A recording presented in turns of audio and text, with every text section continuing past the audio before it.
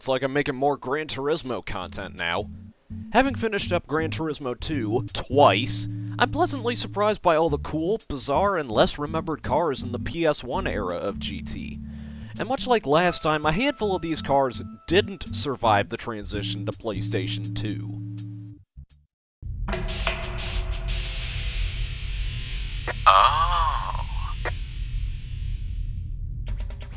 Ahoy there! Among the garage of over 2,000 cars in Gran Turismo history, there were bound to be some oddities along the way. Some were rare in real life, like the C-Spec Miata, some were unsuccessful race cars like the JLOC Diablo, and others were pink shoes. No further explanation needed. I like to think the 5th generation of game systems was a time of experimentation. Gran Turismo was no different in this regard, since the first 2 games on PS1 had cars and/or tracks that never made it over to any future PlayStation console. Your response to my previous video about the GT Unicorns was very positive, and many of you pointed out different cars that were exclusive to the PS1 games, mainly GT2. So we're going to highlight the lesser-known cars from the PS1 era of Gran Turismo. They're the unicorns of the PS1 Gran Turismo games. As always, these cars count if they haven't made appearances in other games, GT or otherwise, and I'm putting an emphasis on the weird cars. In the case of this video, for example, the Ford GT90 concept doesn't count. Even though it was a one-of-one concept car, it made appearances in a handful of other racing games like Need for Speed 2, Sega GT 2002, Project Gotham Racing 3, and Ford Racing 2 and 3. And I've decided to retroactively disqualify the TVR Speed 12 from the last video because of its other appearances in games, and how it lived on as the Cerbera Speed 12. Yes, I also pronounced Cerbera wrong. To right the wrongs of last time, I consulted the Internet Game Cars database to make damn sure that these cars were not in any other game. Both the first and second games will be pulled together since they seem to have shared car rosters. On to round 2. We start with the Dodge Copperhead, or the Dodge Concept Car as it's known in Gran Turismo. The name of the car is a bit problematic, but I'll get to that in a minute. For the sake of the segment, I'll refer to it as the Concept Car. The Dodge Concept Car is a rear-wheel drive convertible concept unveiled in Detroit in 1997. What it was meant to be was a scaled-back version of the Dodge Viper. Remember the Chrysler Phaeton and its V12 made by mashing 2 V6s together? The concept car uses the same Chrysler LH engine, outputting 220 horsepower. It was envisioned to be more of a driving car as opposed to the Viper's raw power. Think of it like the Miata to the RX-7 or the Mustang to the GT. The design language of the concept car trickled down into some of Dodge's other models like the mid-2000s version of the Stratus. No, I'm not making that joke again. The car's original name, Copperhead, borrows from another snake to keep with its Viper inspiration. It was also orange for that reason. But why have I been calling it the concept car compared to Copperhead? Well, that's what I want to call it, but ZZ Top didn't want you to. Guitarist and vocalist Billy Gibbons of ZZ Top owned a custom 1950 Ford Coupe that had already been registered with the name Copperhead, with a K. I love Mortal Kombat spelling. It's how I learned my ABKs. Excellent. All jokes aside, Dodge got a complaint about the rights to the Copperhead name, and were forced to unofficially rename it to Concept Vehicle. Gran Turismo refers to it as Concept Car in the 2 games on PS1, except for the Japanese demo for the first game before the naming fiasco. Much like most of the concept cars in the series, this concept car can only be earned and not bought.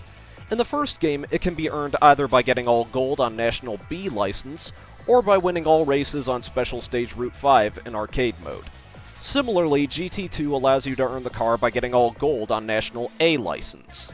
Something truly odd about the concept car is the mistakes. In GT2, the concept car is incorrectly listed as an MR car, when it's in fact FR. It's likely another byproduct of GT2's rushed development, but it had the benefit of being able to race in mid-engine challenge. Or it would if it wasn't for the Ford GT40 road car. That's where the concept car LM edition comes in. In GT1, it's a beefed-up special color variant that serves as a random prize for winning the Anglo-American Sports Car Championship. The GT2 version is an amalgamation of the GT1 car and the GT2 race modification, only comes in silver, and is won via the third race of Convertible Car World Cup on Trial Mountain. Its 540 horsepower should ease those fears of facing the GT40 on Red Rock Valley. Like many concept cars, it never saw the light of day, and ZZ Top ruining the fun helped cause the concept car to be stranded on the PS1. If you're familiar with the older Gran Turismo games, you might remember something called the Suzuki Escudo Pikes Peak version. That was a twin-engine, all-wheel drive, 900-plus horsepower dirt devil that was one of the fastest cars in their respective games. But did you know that it's not the first effort of Nobuhiro Monster Tajima? Enter the Escudo's older brother, the Cultus Pikes Peak version. Similar to the Escudo, the Cultus Pikes Peak also uses a twin-engine layout to drive power to all four wheels, pushing a combined 786 horsepower. Its low weight and power-to-weight ratio launched this beast like a catapult. It seems like one of the few rally cars in GT2 that can beat the Escudo in the Pikes Peak race, other than another Escudo, and is another one of the fastest cars in the game. How did its real-world counterpart fare? Now, unfortunately, I couldn't really find much about the car's results at Pikes Peak, likely because it was overshadowed by the Escudo in almost every other way. The Cultus isn't the worst choice for GT2 because it's still a powerful and fast car, but for 2 million credits, I'd swing for the Escudo. Speaking of Pikes Peak, here's some interesting facts. The road was paved starting in 2002 after the Sierra Club, an environmental organization, lost a lawsuit with the city of Colorado Springs, and the course lost all its dirt by 2012. But that didn't stop Monster Tajima from dominating the hill climb. During the time frame where the road was being paved, Tajima won 6 times overall between 2006 and 2011, with Suzuki nonetheless. Also, Gran Turismo currently owns the rights to the hill climb and have even sponsored it, but the hill climb itself has yet to return in GT7. Even then, the hill climb in GT2 is just a small fraction of the entire highway. The Cultus's legacy is that it was bested by its successor, which was more fondly remembered by GT fans. But any car near or over 800 horsepower is nothing to scoff at. Speaking of which, this is peak weirdness. Take a Renault Espace minivan, shove an F1 engine into it, shave off some weight, and take yourself and 3 others around a racetrack and try not to crap your pants. That gets you the Renault Espace F1. Whether or not it was the world's fastest minivan in the 90s is up for debate, but you can't deny that its 799 horsepower made it scary fast. Renault definitely took a page out of the Ford Supervan playbook with this, as the Espace F1 featured an F1 V10 engine from the Williams F1 team that squealed like a banshee.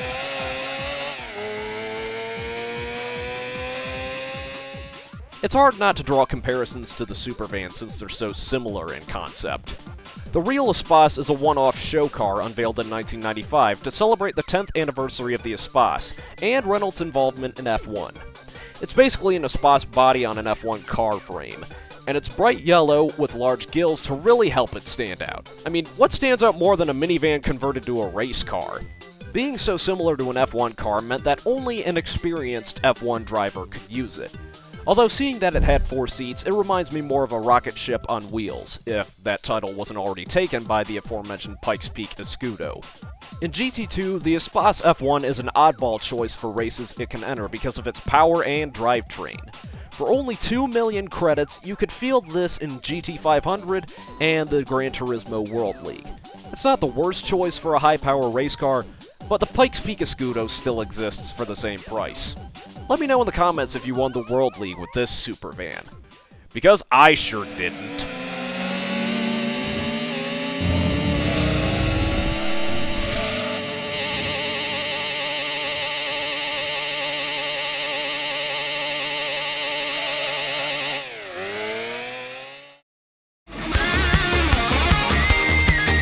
Next, we have a doubleheader of American supercars, both from a little-known company called Vector Aeromotive, or more recently Vector Motor Corporation, or simply Vector Motors. They are the Vector Wiegert W8 Twin-Turbo and the Vector M12. The W8 was designed by founder Gerald "Jerry" Wiegert and designer David Kostka. The first W8 was built in 1989, and its aesthetic screams late 1980s with those gills, angles, square headlights, and overall wedge shape.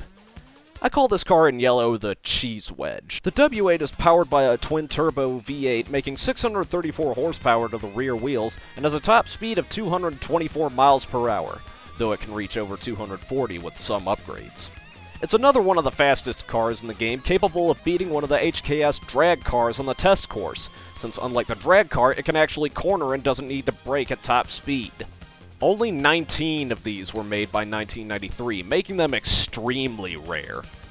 But the W8 was shrouded in bad word of mouth when 3 of these cars broke down when Car and Driver tried to test them, and when tennis star Andre Agassi sent his back for a refund after the exhaust system burned the rear carpets, though that could be attributed to Agassi being impatient wanting the car before it was complete.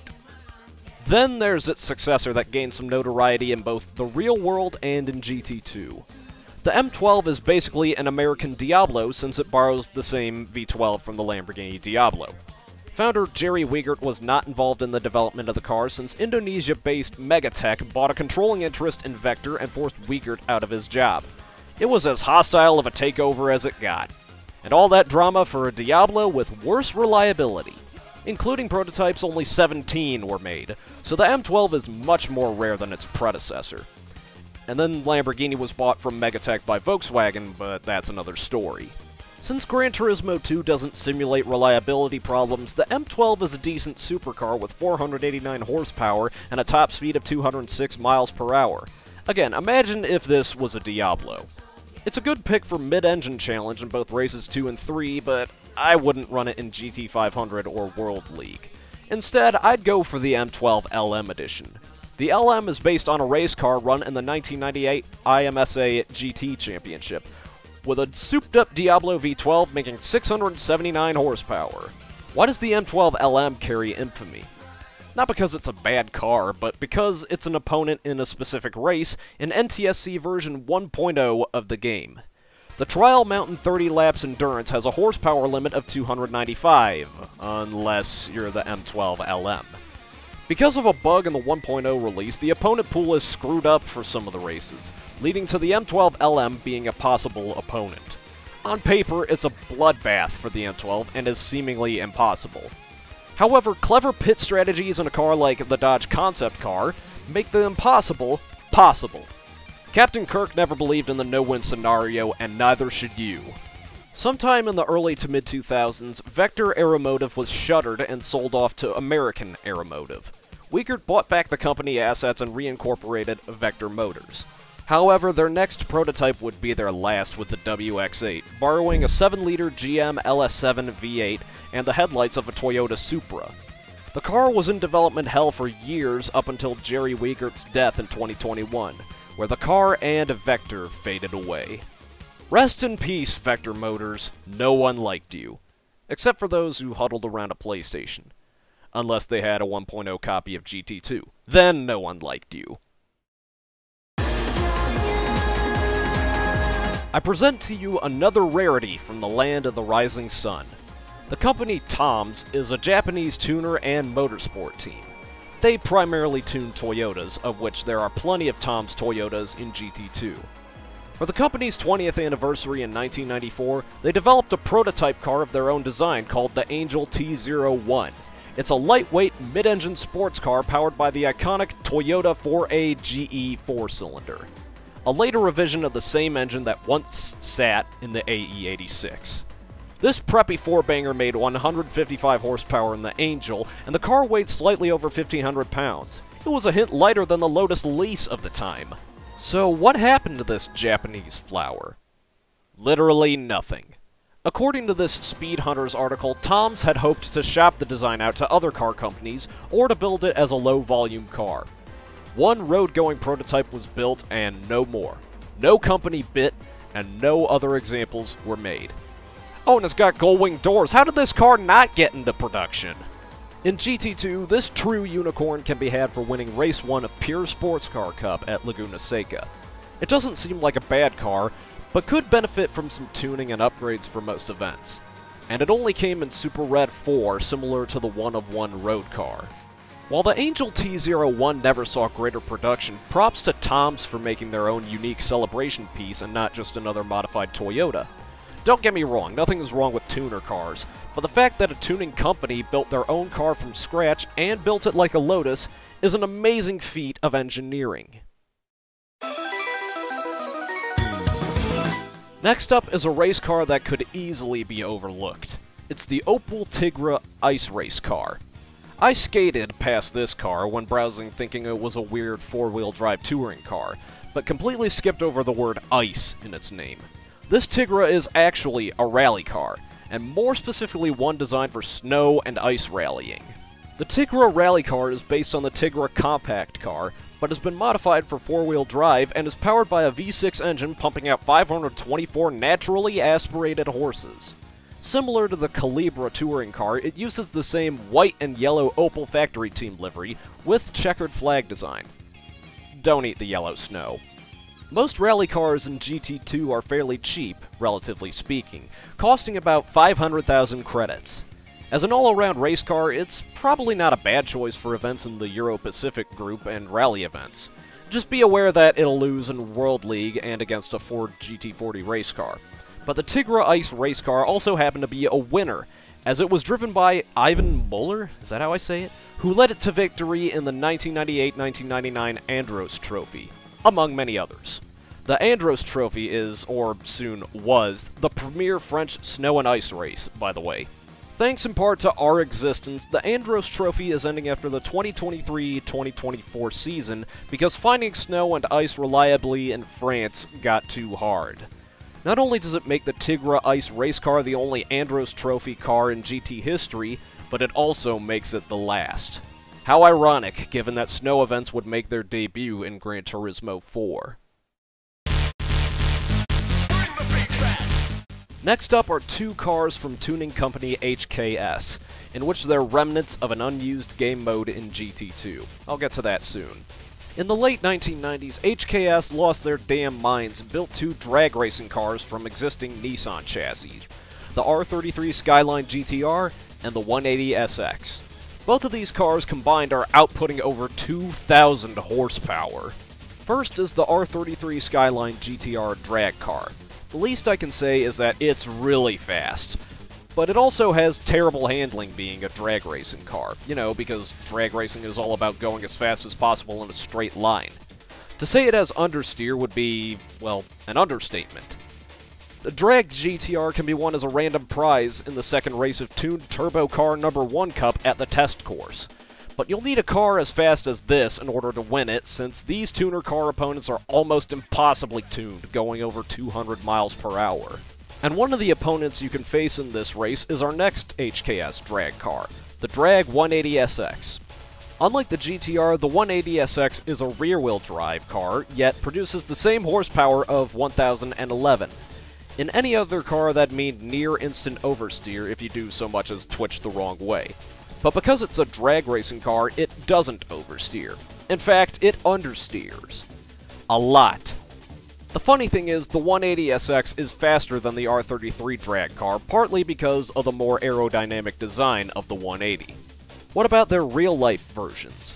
Speed Hunters saves the day yet again, yet information on the duo of quarter-mile monsters is fairly slim. The 180SX used a heavily tuned version of the iconic RB26 DETT engine, with its 1200 horsepower allowing it to run the quarter mile in about 7 seconds. It's a similar story with the R33 GTR drag car, also using a heavily modified RB26, now outputting around 1300 horsepower and running the quarter mile within 7 seconds. But in GT2, the drag cars were unfulfilled potential, and the race at the test course was just a tease of what could have been.